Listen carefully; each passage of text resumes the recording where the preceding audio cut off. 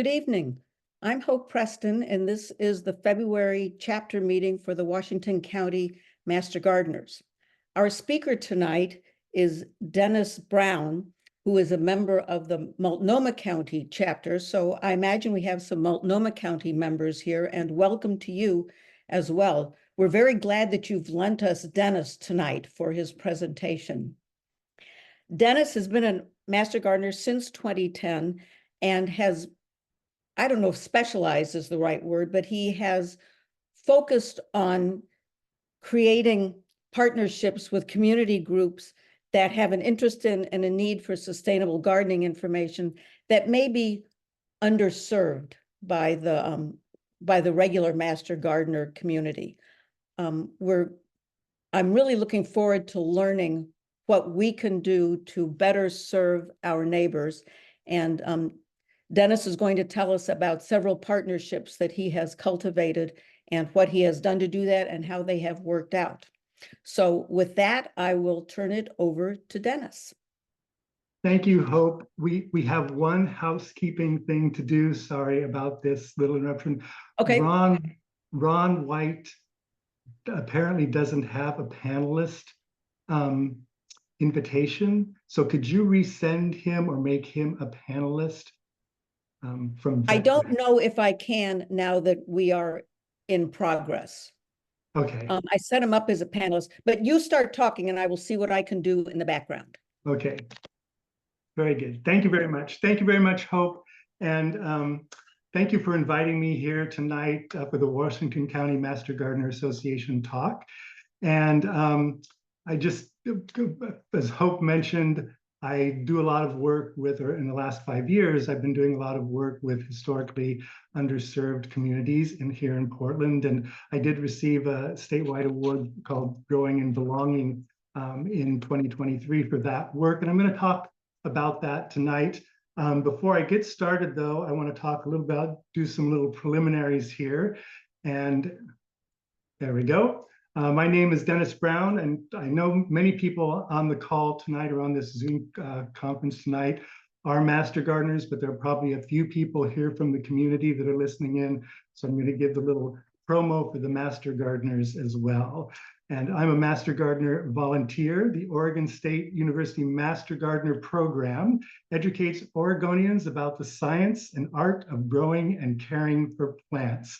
I'm part of the metro area program, which is also includes Washington County and Clackamas County, as well as Multnomah County. OSU Extension Master Gardeners are volunteer educators, neighbors, and on-the-ground researchers who serve the community with solid training in science-based sustainable gardening and a love of lifelong learning. If you'd like to know more about the Master Gardener program, there are some links at the end of this talk that you can follow and get more information about how to become a Master Gardener. In addition to that, I'd like to do a land acknowledgement tonight. The Portland area rests on traditional village sites of the Multnomah, Wasco, Cowlitz, Cathlamet, Clackamas, bands of Chinook, Tualatin, Kalapuya, Molalla, and many other tribes who made their homes along the Columbia River historically. There's a map here that sort of shows our area and the various tribal boundaries that were present. People from these lands are now part of the Confederated Tribes of the Grand Ronde, many of whom maintain a connection to their ancestral homelands and continue their traditional cultural practices. I'd like to take this opportunity to acknowledge and thank the original caretakers of land. And I encourage you, because we're probably all of us live in many different types of places here in the Portland area, to think about the history of the land that you call your home now and where you grow your food and how that land has come into your possession and do some investigation on your own about the history of the land on which you live. I think that's very important. And with that, I want to get into the meat of the talk here, growing and belonging. And this kind of summarizes what I'm going to talk about tonight. I want to talk about 3 projects. This started in 2018. My work started in 2018 with the June Key Delta Community Center. I'm going to just make this smaller there. There we go. Garden in North Portland. I also did some work with the VOS Workers' Rights Education Project, and I'm currently working with the Bybee Lakes Hope Center Victory Gardens. I'm going to talk about all three of those projects. I'm going to do kind of an overview of those three projects, and then I'm going to talk about lessons learned and some of the things that were keys to success with those projects. And one of the things I think I want everybody to keep in mind, and you're going to hear this as I go through the slides for these three projects, that three sort of major points here are, the first being all projects started with a community identified need that had an educational component about sustainable gardening. All these projects came because there was an existing garden or there was a desire to learn more about gardening, and that came from the community. They wanted this. All of the projects were initiated by community organizations with an interest in gardening. So I make it very clear when I start these projects that Master Gardeners, as you know, we are not there to maintain the gardens, but we're there to provide education. And so we provide educational resources, including ourselves and what we know, to the community to help them go out and garden on their own. So I make that very clear. And all these organizations, the key to success of these projects is the organization has an interest in gardening and an interest in maintaining the gardens. And another key to the project's success is that they all had a partnership with a governmental funding organization. So, you know, as Master Gardeners, we raise money for our projects, but it's also, there's a lot of other money out there for community projects. One of the keys to success to getting governmental funding for your projects is to find governmental organizations whose goals and objectives are aligned with yours. And so you'll hear a little bit about that tonight. And an important thing to keep in mind about spending governmental money is that it's your tax dollars. And what better way to spend your tax dollars than on something that you enjoy doing and you know is helping the community. So I first kind of got that into my head when I was talking to Suzanne Easton at the East Multnomah Soil and Water Conservation District. She was the former grants manager there. And I said, oh, we're spending your money. And she said, stop right there. You're not spending our money, you're spending your money. It's your money, it's your tax dollars. So I think that's important to keep in mind. There are tax dollars out there that are available for projects, and I think it's great that we can leverage some of those for projects related to gardening and garden education. So the first project I want to talk about is at the June Key Delta Community Center, which is located in North Portland, directly across the street from the Rose Garden at Peninsula Park. And the June Key Delta Community Center is operated by the Delta Sigma Theta sorority, which was founded in 1913 at Howard University, a historically Black university in Washington, D.C.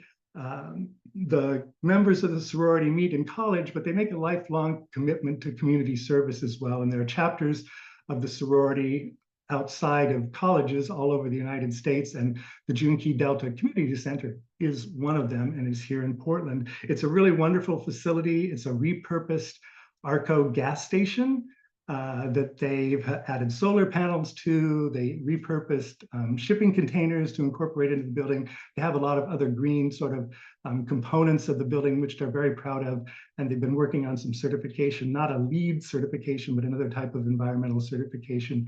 And the garden, which they have next to the site, fits into that. So they have a garden space next to the community center. It's about 2,500 feet. This is the before picture.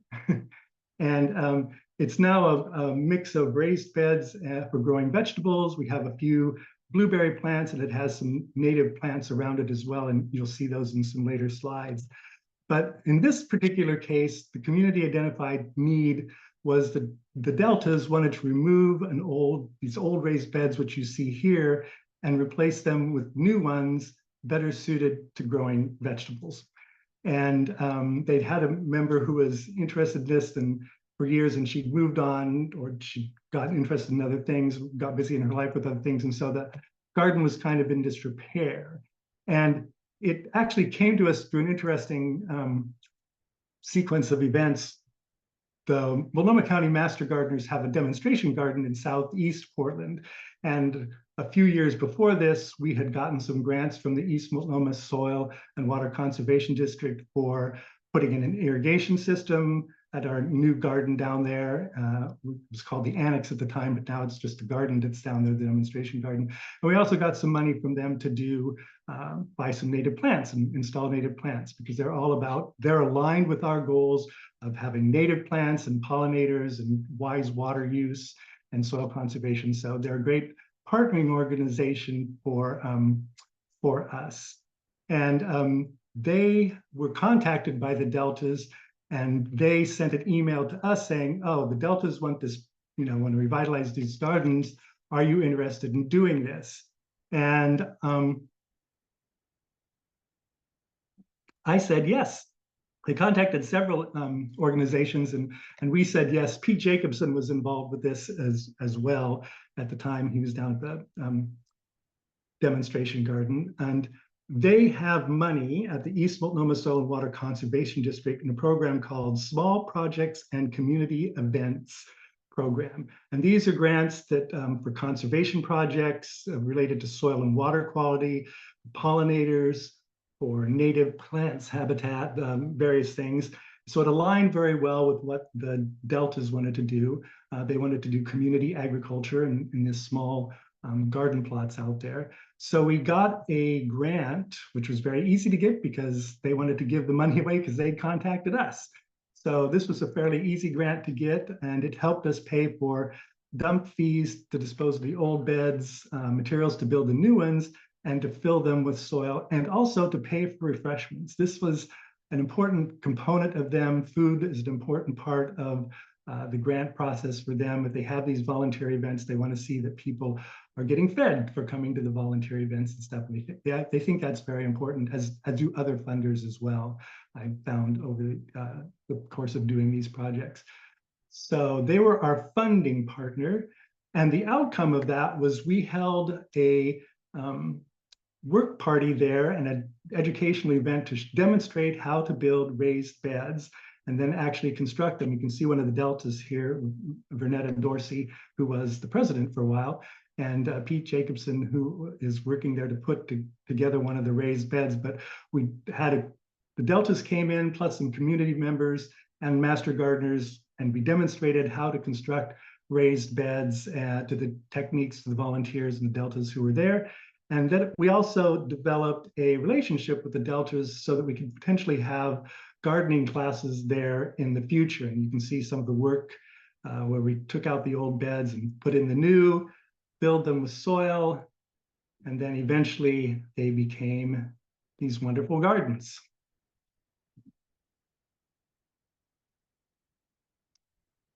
And you saw in that last photo some people harvesting some produce from those gardens. And through a series of events, I made a connection. Let me say, I made a connection between the Deltas and the VOS Workers' Rights Education Project. And that's what I want to talk about next, is the VOS Workers' Rights Education Project and the work I've done with them and how that got started. So VOS is a worker-led organization that empowers day laborers and immigrants to improve their working conditions, and it protects civil rights through leadership development and organizing education and economic opportunity. And basically what it is, you maybe have seen workers at Lowe's or Home Depot waiting for work.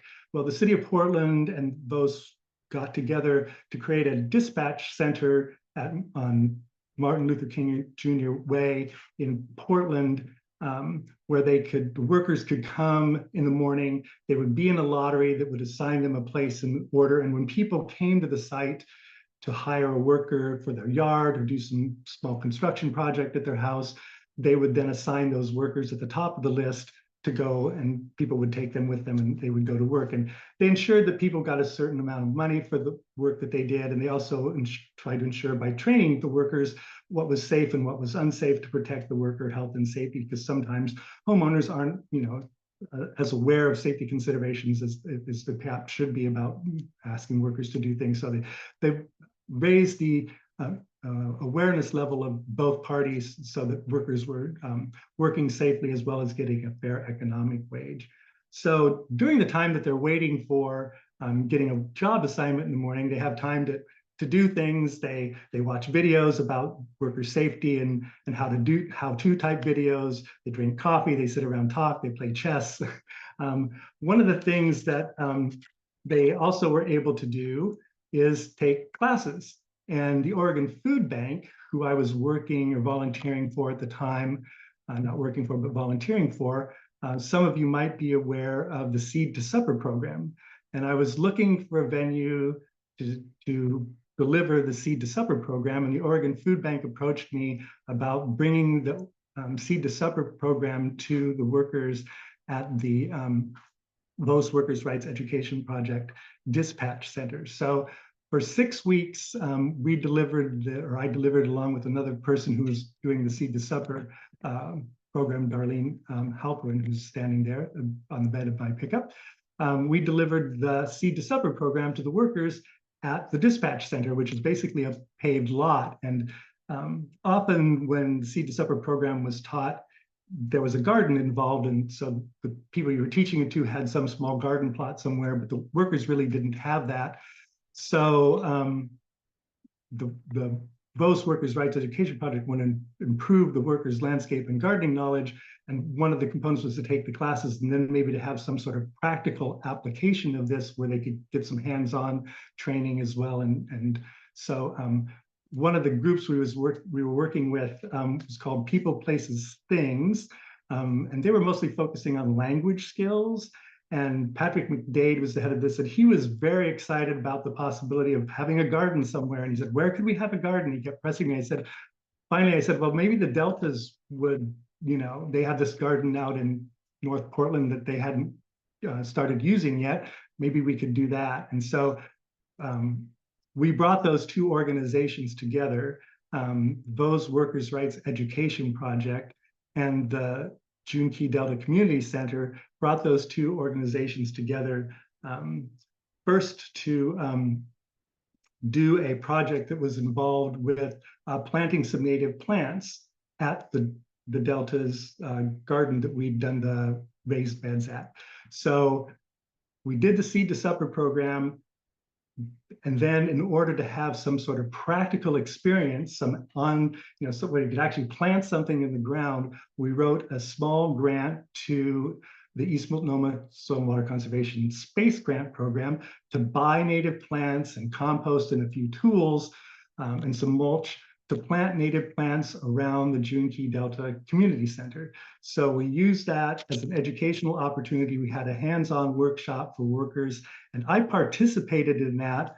I didn't lead that particular one. Again, this was sort of a group effort, but I was working at the time also with Metro and East Multnomah community outreach person themselves, and they kind of led this class, but we taught it together, and we worked with the workers to install the native plants using the grant money from the East Multnomah Soil and Water Conservation District. So they learned all this information at the dispatch center, then they applied it, and we had a practicum, if you will, at the June Key Delta Community Center, where we did some, we identified the native plants, we showed them the plants, talked about what they were, we talked about how to plant them, how to mulch them, and we also did some winterizing of the vegetable beds while we were there as well.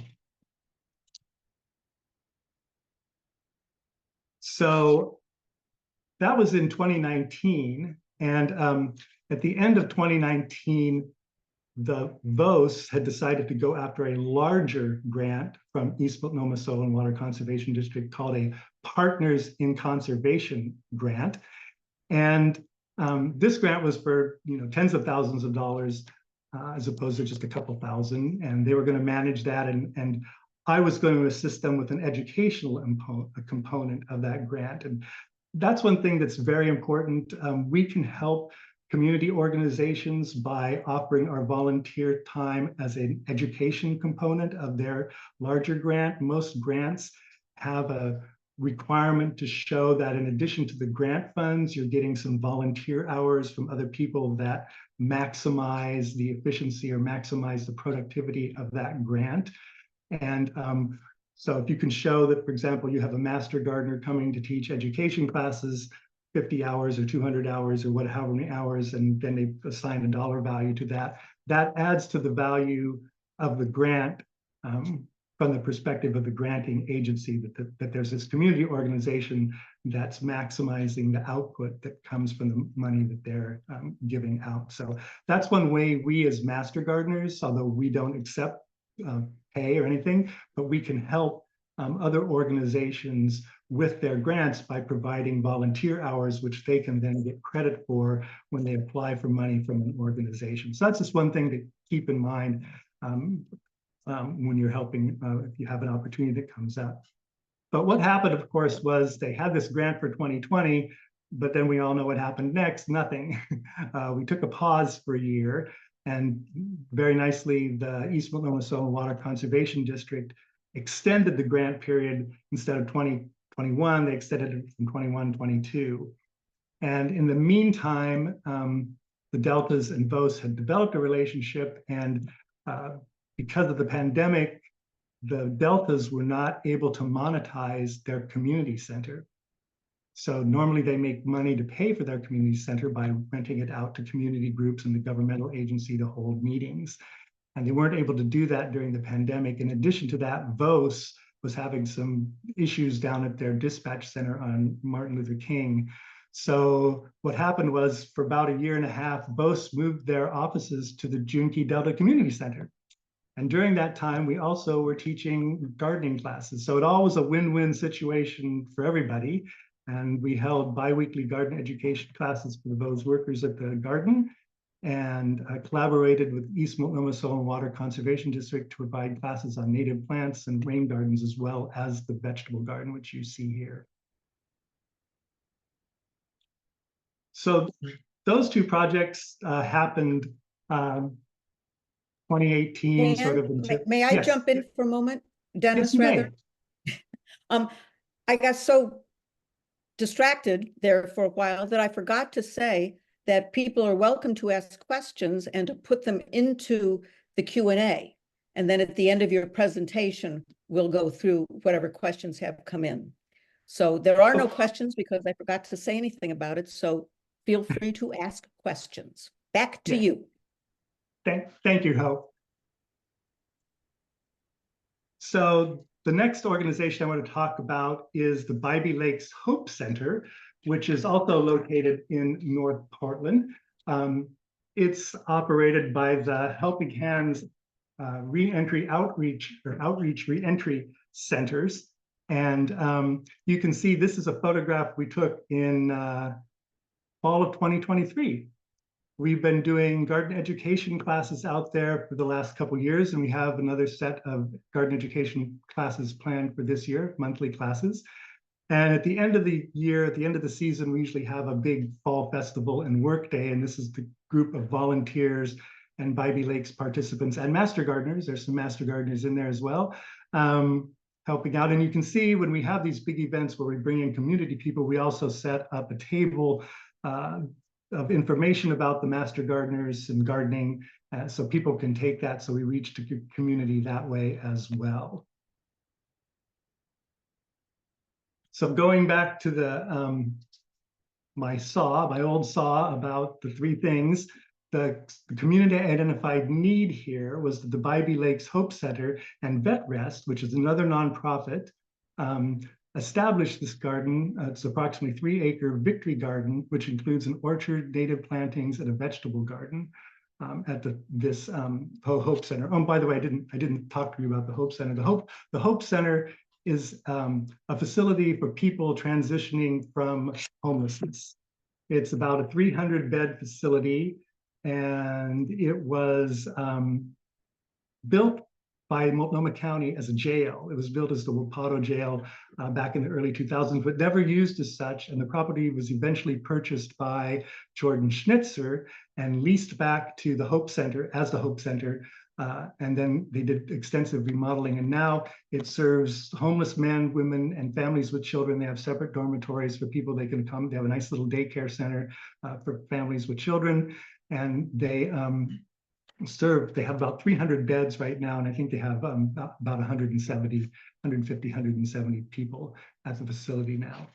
So I should just say that first. But they had an interest, and they had a garden already. Ron White at VetRest, who might be joining us as a panelist this evening, we had some technical difficulties earlier, was worked with the folks at the Helping Hands Reentry Program centers to establish this garden. It was their vision to establish this garden, which includes the orchard, native plantings, and a vegetable garden. And then they also wanted to engage participants at the Hope Center in gardening activities. And part of the garden is also to produce food for the kitchen, and as well as to provide an activity for participants in the Hope Center's programs. So this is a picture of Ron. He's standing in front of the sign that shows the plan that they developed for the Victory Garden. And you can see there's in the lower right, there's kind of an orchard, 120 fruit trees, dwarf fruit trees. There's a vegetable garden. And then there's a sort of a parkland, we call it a natives meadow, that they planted trees. I think there was something like 30 to 40 trees that were planted in there. And to provide a place of respite and refuge for people who are there at the center. So Helping Hands, they offer trauma-informed, data-driven, person-centered homeless services for the Portland metro area. Helping Hands Outreach actually has facilities around the state. I think there's about a half a dozen around the state. This is their largest. And VetRest, again, this goes to the aligned goals and objectives. VetRest mentors veterans while providing farming opportunity in safe and supportive environments where veterans can achieve wellness themselves and produce healthy food for the nation. So we have an organization that's very much interested in the garden. They were so interested, they got this garden established, and Ron has been replicating this model at other facilities and communities in Portland as well.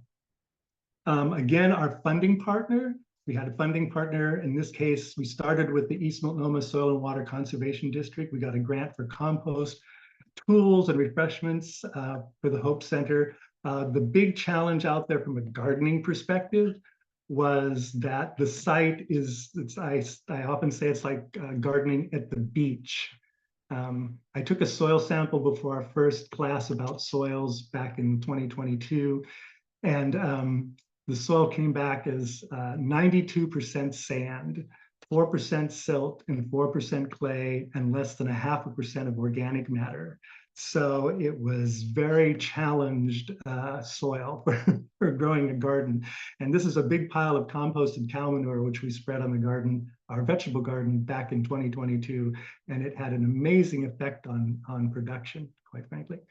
So you can see, oh, that's Ann Thompson, who's one of the volunteers out there with a couple of folks volunteering. It was near Halloween, so that's why we have a dinosaur shoveling compost.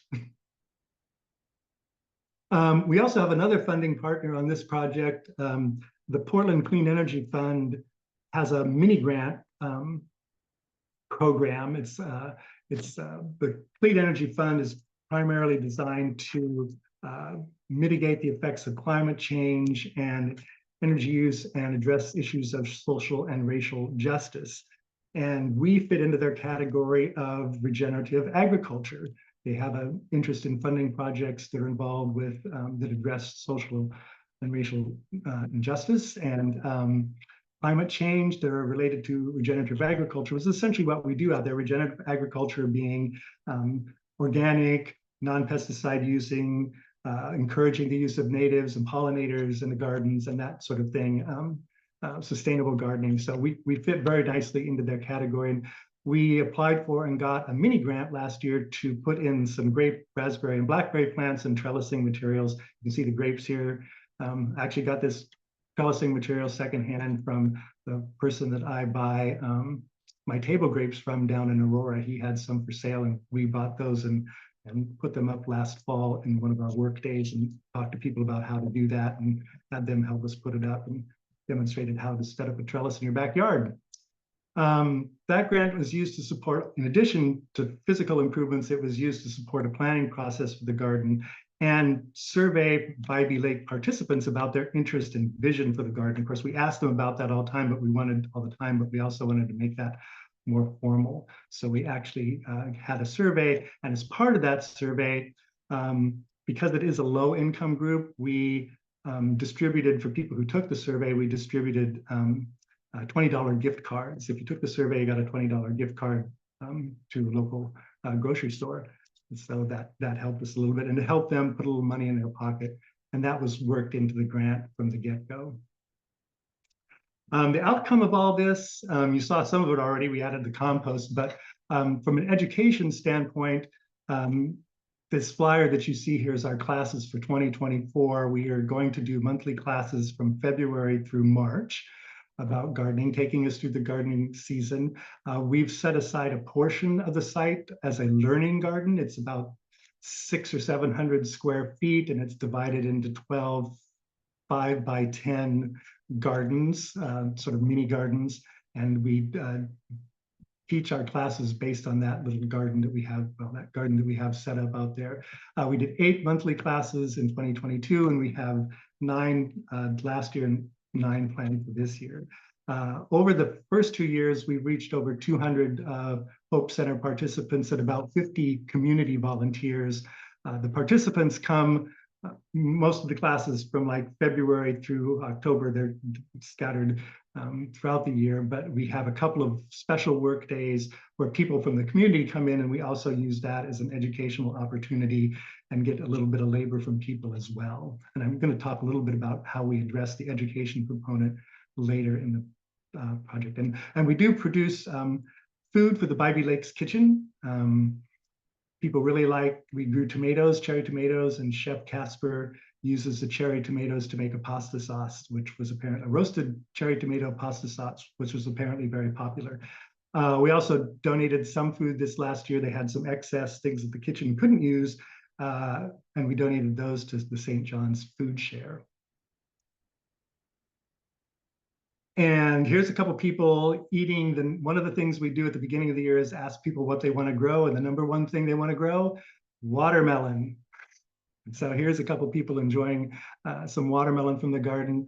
I've tried to grow watermelon in my own community garden where the soil is a little heavy. I have never been able to do it successfully. I don't know if other gardeners are able to do it around the Portland area, but every year we've grown watermelons out at the Bybee Lakes Hope Center, we've had success.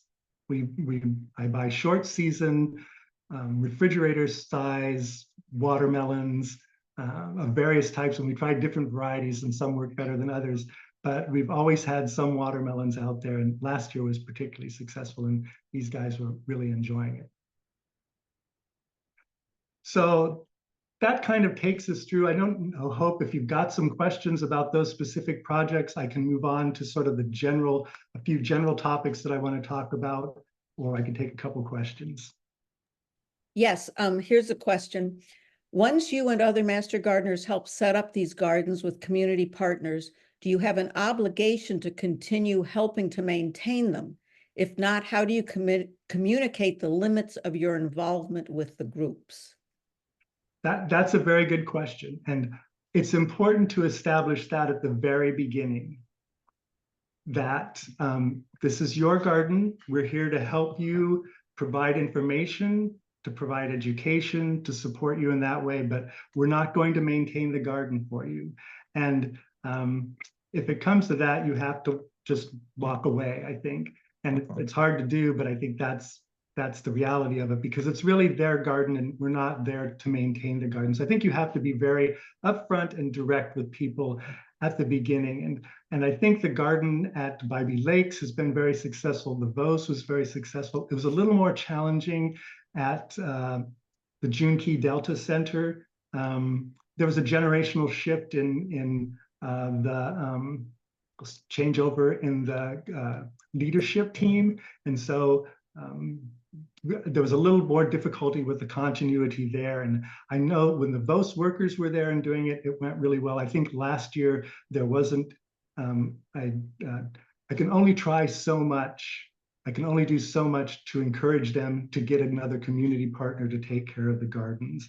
So I usually do that when those moved on from working there. I encourage the Deltas to find somebody else, and I said, I'm there to help help you with that and help provide education and help guide them and provide information to them if you want. But it's really up to the community organization. That's why I think you really want to make sure you have good community partners that you're working with. And I have to say, Bybee Lakes is one of those. So you just have to be upfront with people from the beginning and let them know that what the limitations are and your ability to help them. We're not there to maintain.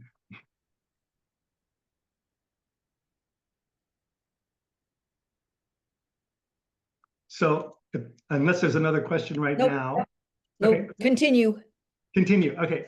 I'll go on. So what do Gaster Gardeners contribute? I think you've probably gotten an idea of this. I mean, we provide educational materials, we provide training, and most of that training is in, we can do, because we're in a garden, we can actually demonstrate hands-on techniques to people. Here's how you plant, here's how much you mulch, here's some guys we talked about invasives. This is actually at the Deltas, the Juneteenth Delta Community Center, and one of the issues they had there were butterfly bushes. And so we talked about invasive plants, and these guys are removing the butterfly bushes.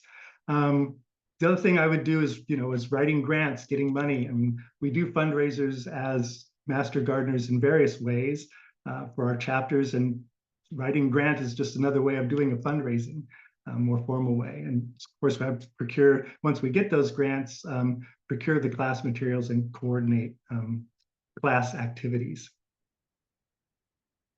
And some of the things we do is, some of the things I've done over the years is prepare educational materials. And some of them have worked better than others. I'm going to give you a couple examples here, and I'm going to say which ones kind of work best.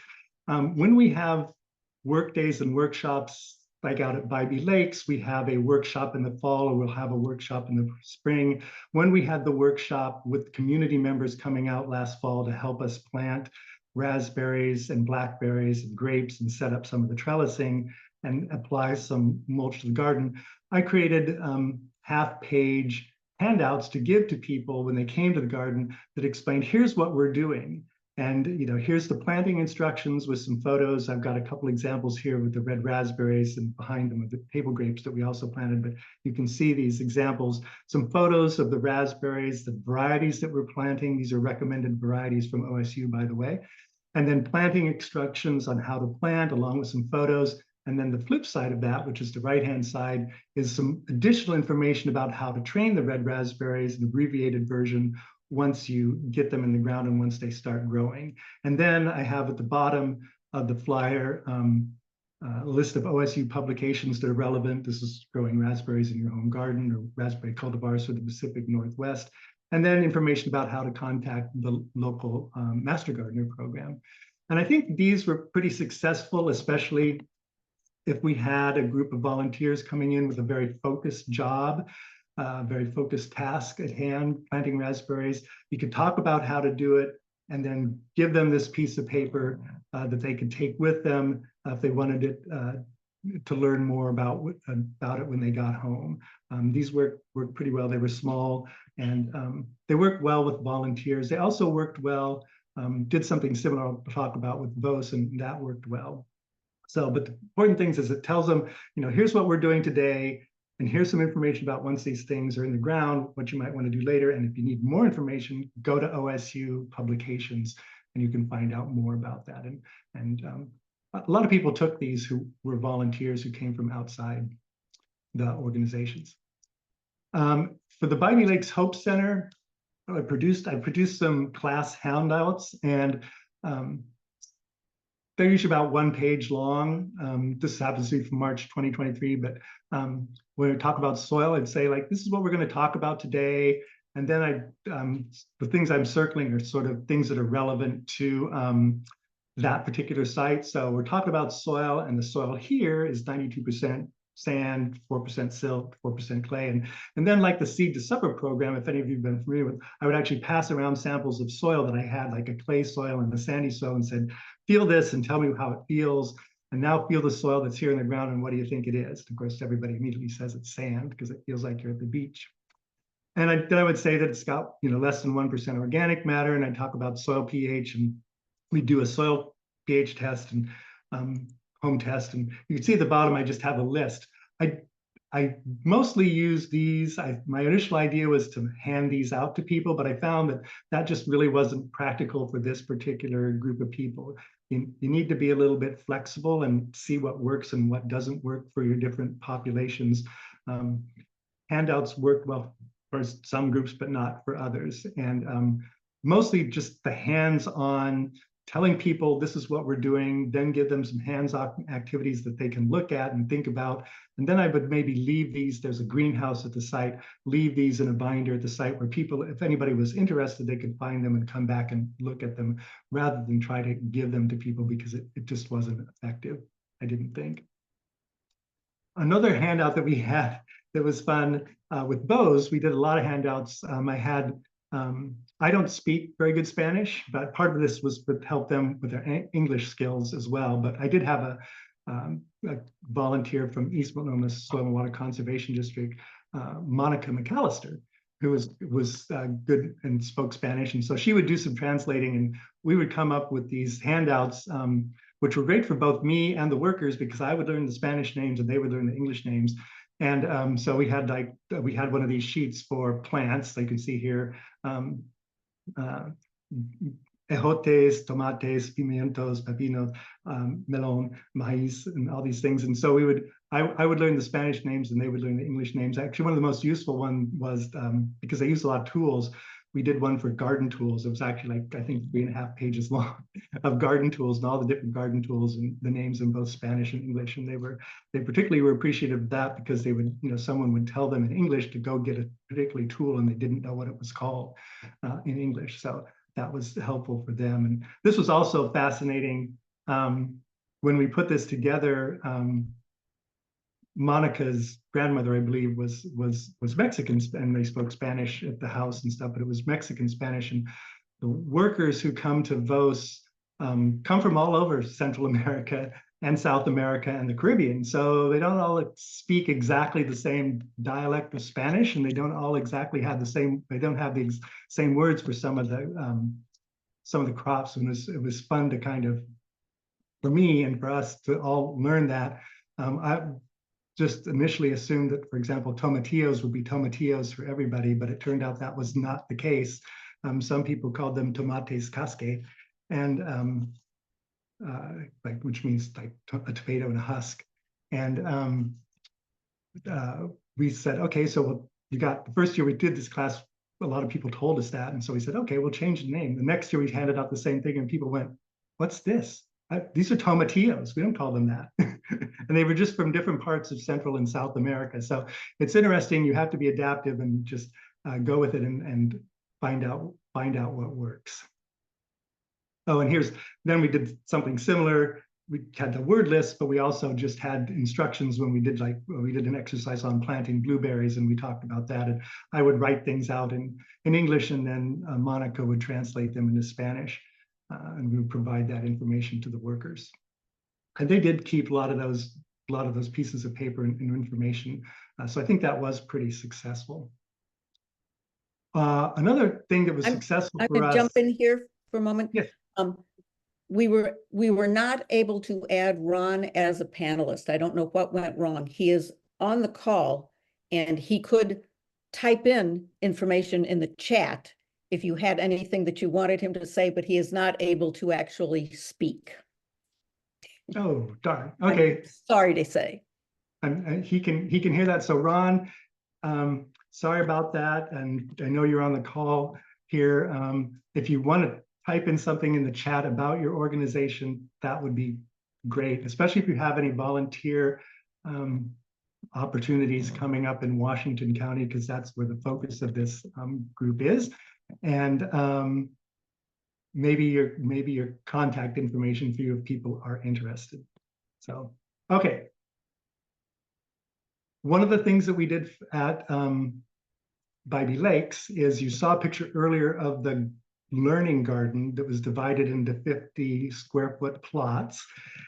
And this is another example of being flexible. We didn't quite know the first time we did this how things were going to work with this 600 square foot plot. And we finally decided that it would be a great idea to divide it into these smaller plots, and then people could adopt the plots and care for them through the year. Like, you know, if they wanted to, they could care for this plots, or they could combine two plots and care for them through the year and follow them through the season. And we found out, really, we figured that out in like the first or second class, that that was just not going to work. And the reason that doesn't work for the Bybee Lakes Hope Center is because the population is quite fluid. People come and go for a variety of reasons. People come there because they're transitioning from homelessness, and sometimes they find someplace to live and they're gone. So they're there for a month, and then the next month they're gone. Or they're there for a couple months and then they're gone, or there might be other reasons that they leave as well. So we decided, while it was a good idea to sort of break the garden up into plots for reasons of getting it started, we just treated it as a whole, and anybody could do anything in the plots as the summer progressed and we were doing other classes. No one took ownership of any individual plot. It was a shared communal experience. And that was another thing of, you just have to be flexible, and you have to think on your feet and alter things as you go along. And so I created these little sort of kits with transplants and seeds and a little fertilizer, and each kit came with a planting plan. So there was enough plants to do a 50 square foot garden plot. And then there were some directions on the back that people could follow. It told them what they were planting and where do I plant. And there was a lot of information there that most people did not read, but it was there if they wanted to read it. And so we would demonstrate, and most people just used the planting plan and the seeds and the transplants and got the job done that way. But if they wanted a little more information, they could turn it over and look at the information on the back. And here you can see somebody actually out in the garden. She's planting some onion sets, and she's already done some kale. And then, so you can see right here on the right-hand side, or sorry, the left-hand side is the squash plant that she's planted. So I think this was pretty successful. It breaks it up. It breaks the garden into smaller pieces, more sort of the size that one might have at a small community garden or a plot that might have available. So it makes it a little more approachable by having it broken up into individual plots. And that's what it looks like. This is just after planting the first year that we were out there. The site looks much different now. The area to the left has now got grapes and raspberries in it as well, but this was the first year. So kind of now the summary of things. One of the big components of this is grants really made it possible. Certainly the Master Gardeners raise money to fund, but it's really great to be able to spend other people's money and especially your tax dollars on things that provide benefit to the community and also our interests in gardening. So there are small grant programs of $2,000 to $5,000, which I've talked about. There are other organizations that provide funding. There are also large grant programs, 50 to 100,000 or more. PCF actually has a larger program, which I'm helping Ron on his grant proposal to them for a larger grant in future years. I would say, as Master Gardeners, we can manage small grants. And the way that these small grants have been managed by me and our local chapter is I would contact the chapter leadership and say, I'm going after these grants. And I'd also make sure that no one else was asking, or that we weren't asking at the same time for different grants, because East Multnomah might not give 2 grants to the Master Gardeners at the same time on different projects, even though they're different projects. So I'd always check to see if we're in conflict with anybody else. East Multnomah does it every month. You can, anytime during the year, as long as there's still money. These small grants pay mostly for materials. There's enough money there to buy compost, to buy tools, to buy refreshments, to buy plants, to buy seeds. It's just purchasing things, but it's not paying anybody to do anything. A little bit of exception of that was in the 5,000 grant from PCF, where we gave out the gift cards. But that was the one exception to that. The large grants really need to be managed by your community partners.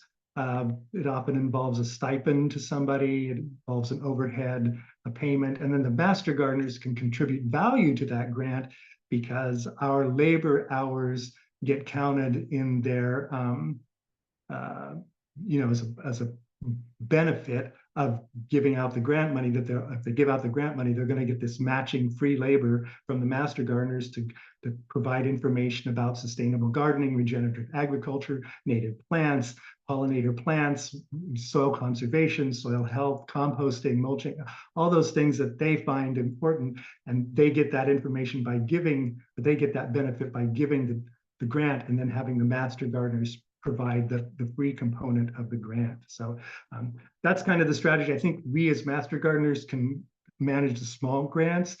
We get the grant in the name of the Master Gardener Association chapter. The chapter gets the money as a 501c3 nonprofit, and then I and anybody else who has expenses related to that project send in receipts to get reimbursed from the chapter. And then at the end of the year, if I'm on the grant, the project manager or the contact on the grant, I will prepare a completion report saying, this is what we accomplished. Here's some wonderful photos of all the great things we did. And here's how we spent the money. And here are all the receipts for that, so that we justify the expenses that we have. So that's kind of our obligation as the grant recipient to get that money. Usually the money comes in advance.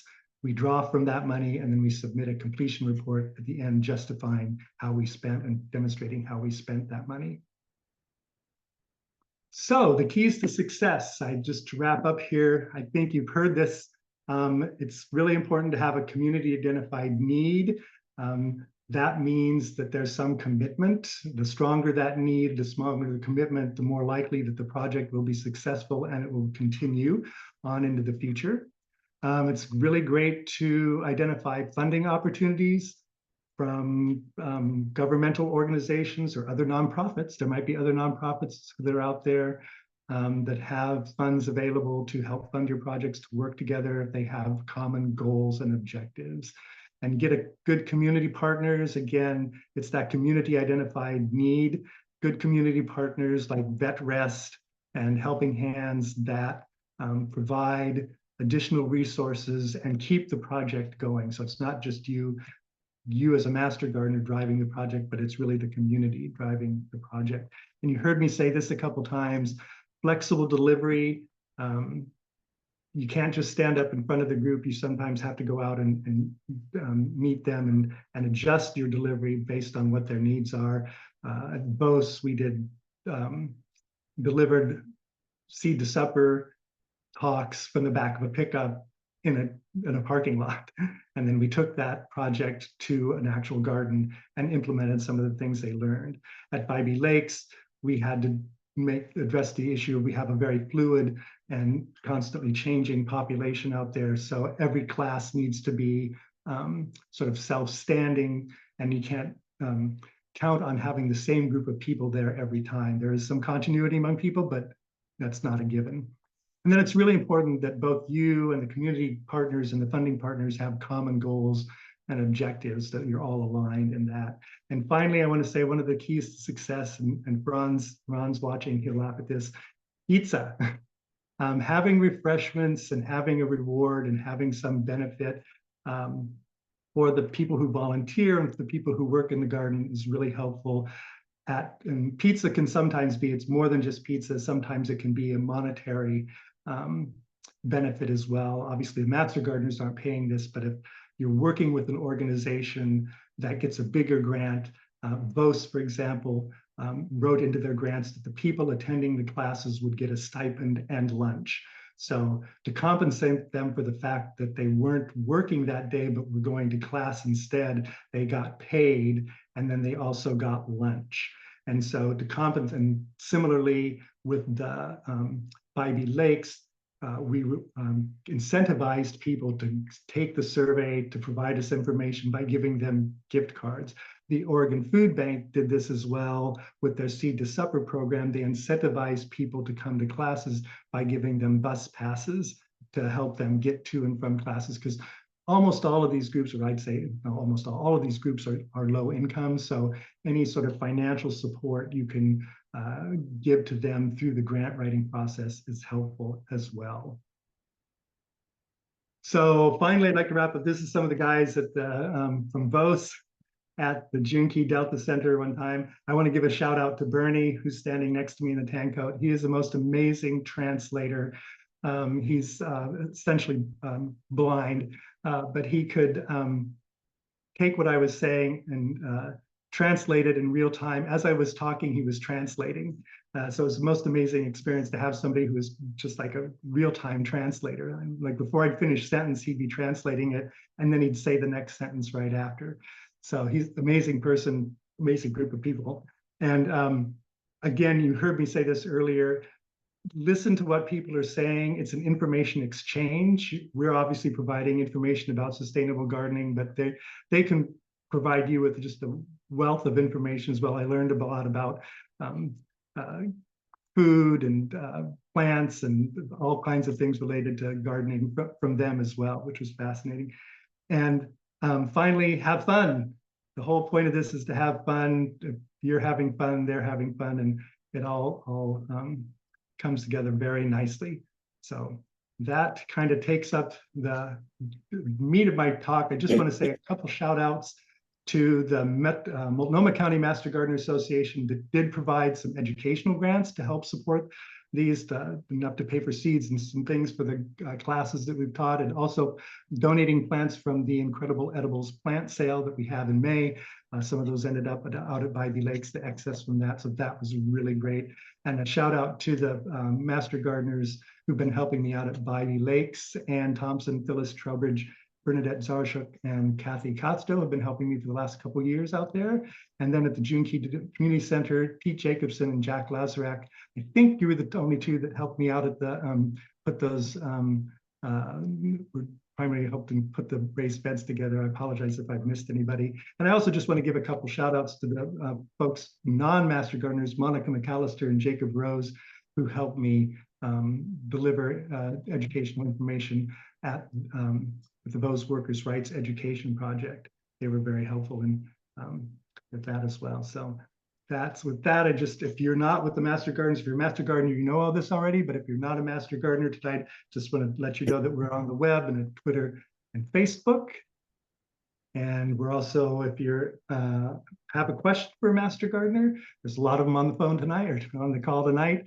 You can go to www.metromastergardeners.org in the Portland area, and we're available to answer your questions about gardening. And there's a little QR code that you can scan and get you to the website.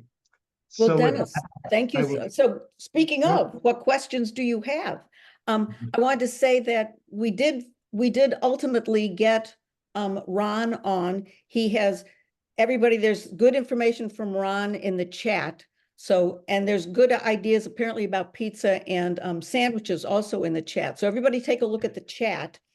And then we also have 7 questions. Okay, so yes. Ron, do you want to just chime in a little bit, and then I'll take the questions and just maybe say if you have some volunteer opportunities, give us your elevator speech about what all the great stuff that VetRest is doing. You bet. So can you hear me? Yes. All right. Well, first and foremost, I gotta say huge thanks to Dennis, the Oregon State University Extension Master Gardeners Program, and everyone. It just, for the last couple of years out there at the Bybee Lakes Hope Center and another Victory Garden, the St. John's Victory Garden. It's been just an incredible outpouring of great spirit and energy around helping lift up these gardens and really make a great outcome. So first and foremost, huge thanks there. Next, I'll just say that I did drop some things in chat. We are excited about expanding. We have 3, VetRest has 3 current Victory Gardens in operation around the metro area. You can check chat for at vetrest.org for more information about that. And we do have one more planned for North Portland area, one for East County, and 2 that are looking on the horizon in Washington County. But always welcome to join in. Again, you can learn more on the website. Thanks. Okay, is that everything, Ron?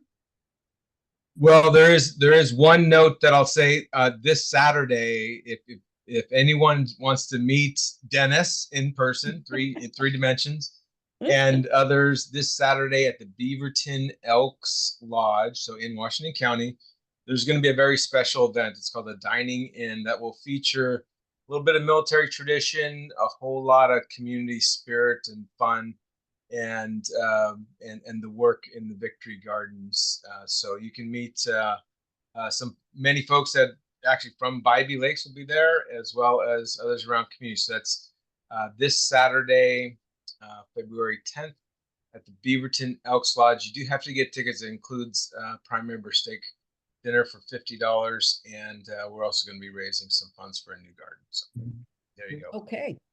And just so you know, if you're interested in working with Ron, make sure you contact the program office, and you can set it up as a program. If it has an educational component to it, you can set it up as a program approved offering. That's what we've done at Bybee Lakes. It's program approved, it's education oriented. And if you want to set something up with Ron, make sure you do that. I've done that with him for both the St. John's Village and for Bybee Lakes, but just those two. So, but if you're interested in that, that would be great. And it's a great little fundraiser that they're having out there in Beaverton this year or this weekend, and I hope you can make it. All right, are you ready for some questions? Sure. The first one, did the trees at Bybee Lake suffer much from the ice storm? You know, I don't think so. I think everything came through pretty well. I actually went out afterwards, and I didn't look at the trees specifically. They're pretty small yet, so ice does not too much problem with ice damage out there. But the cold, the thing that was probably most cold sensitive out there were the blackberries, and they seem to have come through pretty well. So the grapes were pretty impervious to it, and I don't think the raspberries were affected by it either. But the blackberries are a little more sensitive to it, and they seem to be fine. So yeah, I can confirm that. I went out there afterwards, Dennis, and the great work you and everybody else have done out there. They're all looking pretty good. So I was happy. Oh, Nothing had good. blown away. Very good. And a question from Bill Dixon. Do master gardeners help the gardeners with the gardening tools and materials to develop and maintain their gardens? yes, I would say it's, well, we buy tools, you know, as part of the grant, you know, well, as part of the grant to put compost on the garden, we needed some wheelbarrows. So we bought wheelbarrows, and we needed some shovels. So we bought shovels. Well, what happened to those wheelbarrows and shovels? They went into the shed that Ron built and they're still there, and they use them to help maintain the garden. Okay. So, and also we bought gloves. So in that sense, you know, we use them as a part of the event or whatever it is we're doing to complete the grant. And then the organization gets to keep them, you know. Okay. The organization that we're writing the grant for gets to keep them. So that's how it works. All right. And here's, oh, go on, Ron. I'll just chime that's a great, very important element to these gardens, because often if you don't have some of the basic tools, people are putting them in and out of their car, and that's a barrier to the continued operation. So if you have a small shed or a way to accumulate, and that's been huge out at Bybee and others, that just makes the volunteerism easier, and you're not having to force people to fill up their car to come out and already have a wheelbarrow on site. So that's really important. Yep. Very good.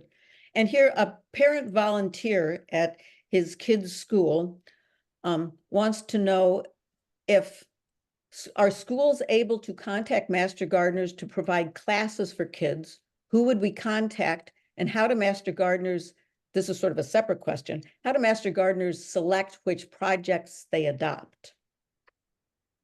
I'm not familiar with the schools program. I would say that's a question to put into, you know, ask the master gardener, and someone can research that a little bit more. I'm not really familiar. I know there are some school programs.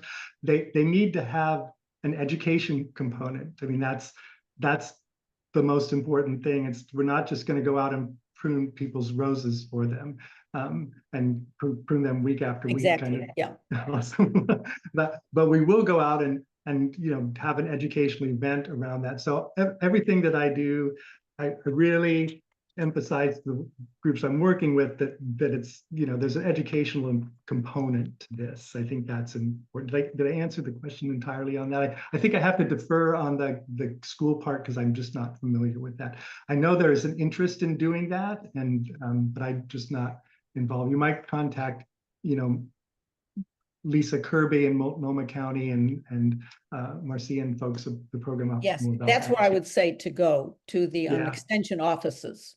Yeah, I know. Yeah, so Lisa Kirby in Multnomah County. I'm not sure who you Yeah. go to in Washington. Okay, and the next here, Barb Seekins says, Dennis, are you aware of the gardens at the Kylish Eco Village in Southeast Portland? Seems like there would be a natural synergy between that effort and the Master Gardeners. I am not aware of that. I don't know. All right, Not, short not answer to familiar that with question. And when you work with the residents out at Bybee Lakes, do you have staff from the center helping facilitate the educational activities?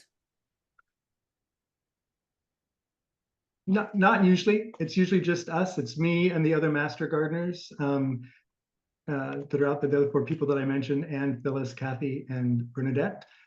We lead the classes and provide the information. We do get staff. Gloria sometimes go out. Gloria Perez is a facility manager out there, and she sometimes comes out. Great person, fun person to work with, but not always. There are a couple people who work who aren't staff, but who are participants in the program out there, who work out in the garden on a regular basis. There's a learning garden, and then there's also a bigger vegetable garden that the participants just manage themselves and work with the kitchen and provide food and stuff in the kitchen. So there's some people from that garden that occasionally work with us, and they kind of have their own garden education during the week. Has been leading, B is the guy's name, and he'd been leading some classes out there over the last couple of years, but we don't really have a staff person who works with us, other than we obviously coordinate with the staff and tell them what we're doing and have them promote it and make sure that they're engaged and know what we're up to. And do you have any sort of evaluation form or way to get an evaluation from the participants of how you're doing? We don't have a formal process for that on a regular basis. Like, we don't ask them every week to fill out a form and tell us. We did survey them at the end of last year and asked them, how often do you interact? What do you do when you interact at garden? What did you like about the classes? What didn't you like about the classes? Okay. What would you change about the classes? We have surveyed them, and we had, we did that as part of our survey that we then gave them incentive with a gift card from Fred Meyer to respond to. So, but we don't just ask them on a regular basis. We, with the BOS workers, actually, at the BOS workers, we would ask them at the end of every class. We'd have a little debrief, kind of a fun thing at the end. So what did you learn today? We all go around, I tell them what I learned. I learned today that purslane is called verdolago, and you use it to cook with pork. Make a really great pork dish. Anyway. So. And Marcia has just put in the chat, if you're interested in for the school questions, school groups, it is, so you can check in the chat, but it is Lisa Kirby in Multnomah County and Amy Espinoza Amy Espinoza at Clackamas County, and Marcia for, I guess, Washington. Oh, okay. Washington County is Amy, Multnomah is Lisa, and Clackamas is Marcia. So there is a place to follow up on school interest. And I think that takes care of us now. Any final words, Dennis? No final words other than the things I left you with. If you take on these projects, really listen to what the people that you're working with say, what their interests are, and have fun. It's just been, it's been a lot of fun actually to work with these. I'm going to stop the recording now, and we are going to move